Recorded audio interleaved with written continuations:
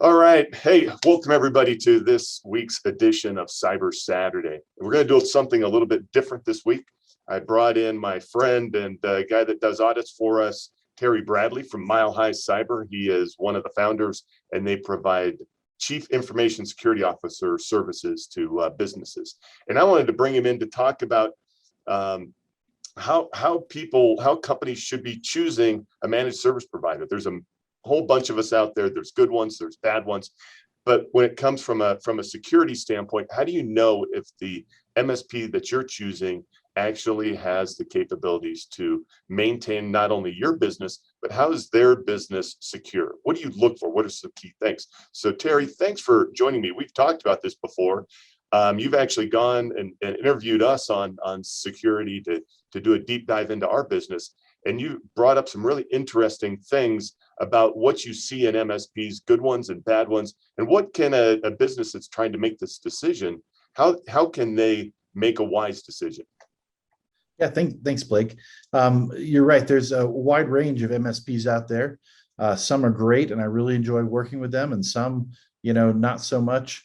The main thing I'm looking for in terms of trying to decide, how easy it's going to be to work with an MSP is process. I really want to see a strong focus on process, whether that's getting help desk or service tickets in, or projects. If we have to make some changes to the network or recommend bringing some new capabilities on to better protect the client's information, I really want to see some thought and work around process.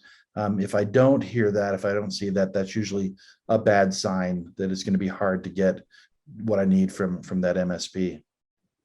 Another thing that, especially really with a focus on cybersecurity that I'm looking for is MSPs who understand that they've got to operate the cybersecurity products they sell. It's very easy for companies to sell a piece of software, to sell some capability to a client. But I've heard estimates from different CISOs, Chief Information Security Officers out there, that each security product that you buy takes 1.5 headcount to actually operate. And so if you're selling capabilities, products to clients, and you don't have any plan to monitor those or look at what's coming out of those products, is probably not going to help the client as much as the marketing material says. And then the final thing that I think is always a good sign is that an MSP has come up with, I'll call it a standard protection profile, or a set of protections that they want their client to have. And I know it's hard to get clients to spend additional money for cybersecurity, but there really needs to be some minimum standard for all your clients. And those discussions need to be centered around making sure they understand if they're not at the current level that the MSP is recommending, call it security 2.0 or something that shows that they're changing their defenses and changing their protection based upon the threat, which is constantly getting better. That client needs to understand that they're falling behind and they're taking on unnecessary risk. No, those are great points. Yeah, that was one of the benefits of COVID, is it allowed us to stop and slow down and really focus on a lot of our processes. Exactly some of the things that you're talking about, we're able to improve upon them, and it's really helped us become a better MSP. The other thing that I like about what you guys do is, the IT world is interesting in that, there are no real certifications out there that, like, there's no inspection of what we do. If you're a plumber, you get inspected by the state or by the county. If you're a CPA, other entities come in and audit what you do, but not in our world. That's why I like working with you also, is that our clients can hire someone like you or someone else to actually come in and take a look and make sure that the IT company, the MSP, is doing what they say that they're doing. Because I think you mentioned it's like, when you wrote a term paper in college, if you proofread it yourself, you're going to miss things versus handing it to your friend. And so that was a great analogy. So if somebody actually wants to audit their network or have a security audit, an external set of eyes, what's the best way to reach you at Mile High Cyber?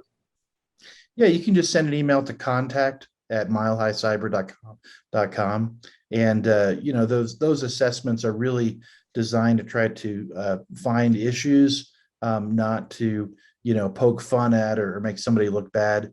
Just like if someone asked you to read your term paper, you wouldn't say, well, I can't believe you misspelled this, or you repeated this word.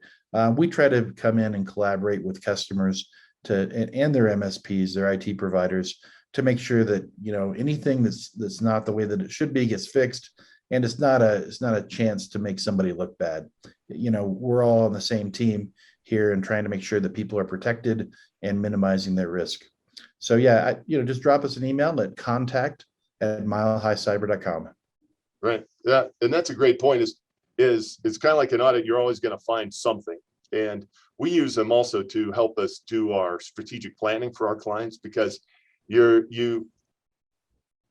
the threats are ever evolving. And so there's always something new that we want to come up and fight against. But it's also that, there's only so much money that you can throw at it. So you have to kind of base it on risk as well and what the business is. And so, if the government can still be hacked and they throw tons of money at it, we want to kind of balance sort of the risk of the threat versus what the business is. A medical practice needs different security than a roofing company, right? So, right. Yeah. Well, some of my clients will have discussions about risk tolerance, just like you would with your investment advisor.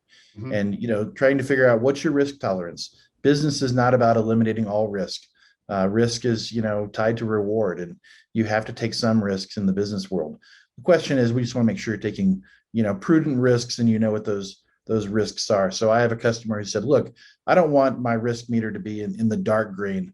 I want to be in the light green. I don't need to be red, but I want to be in the green. But let's not, spend all our money on security and, potentially slow things down with too much security. Get me into the light green, and that's where I want to be. Right. That's a great way to look at it. So, all right. Well, Terry, I thank you so much for joining us. Hopefully this was a good Cyber Saturday tech tip for everybody, and we'll see you next week. If you have any questions, you can find us at coloradosupport.com, or you can reach us on the phone at 719-439-0599, and we will see you all next week.